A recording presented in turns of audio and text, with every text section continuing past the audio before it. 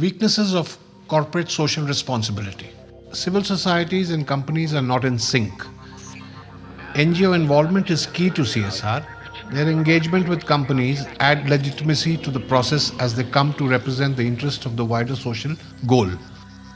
Why are NGOs getting involved in these partnerships? Creating changes. NGOs engage with companies because they believe they can change the company's behavior to meet their social change or environmental objectives. Their strategy is to use the power of corporations to improve things in their specific area of focus. Shifting towards regulation. For some NGOs, the objective of their engagement with companies is to make progress towards the regulation of companies in the wider public goal. Follow the leader. For many NGOs, the debate on whether or not to engage with companies is already over. Their attitude is, all the major NGOs engage with companies, so why shouldn't we? While in many organizations internal debate continues, there is a sense that, right or wrong, engagement is the current tact so that there is little point in questioning it. Private profits and public interests are aligned. It's not surprising that this idea has won over so many people. It's a very appealing proposition. You can have your cake and eat it too. But it's an illusion and a potentially dangerous one. Very simply, in cases where private profits and public interests are aligned, the idea of CSR is irrelevant. Companies that simply do everything they can to boost profits will end up increasing social welfare. Well and good. To get a better fix on the irrelevance or ineffectiveness of CSR, let's first look at the situations where profits and social welfare are in sync. Consider the market for healthier food. Fast food outlets have profited by expanding their offerings to include salads and other options designed to appeal to health-conscious consumers.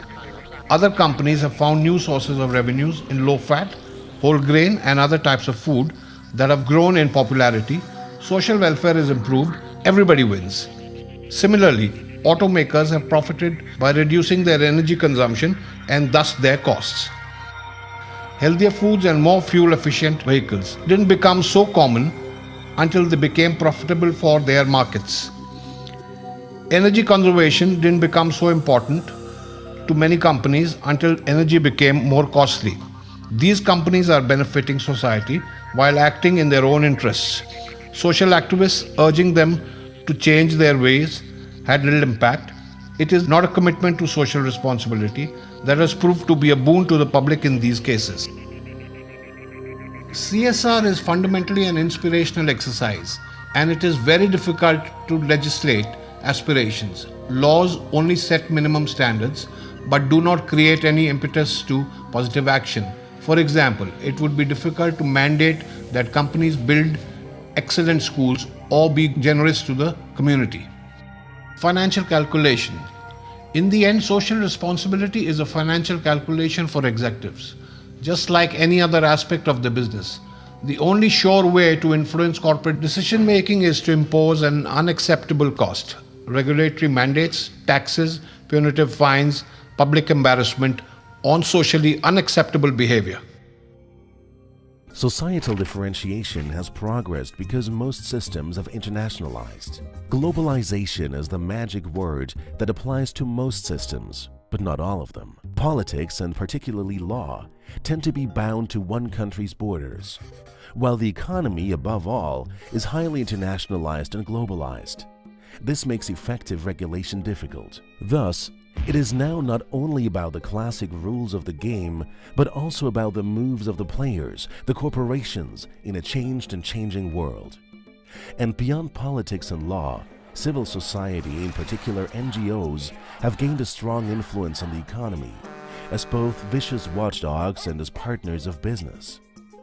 In the society of the 21st century, we find new, rather odd hybrid constructs under the notion of soft laws. These are collective individual commitments to comply with certain social and ecological standards, such as collective industry agreements or the UN Global Compact. So companies are supposed to operate responsibly. Is anything really happening? There is no clear answer to that question. Children of the street rock.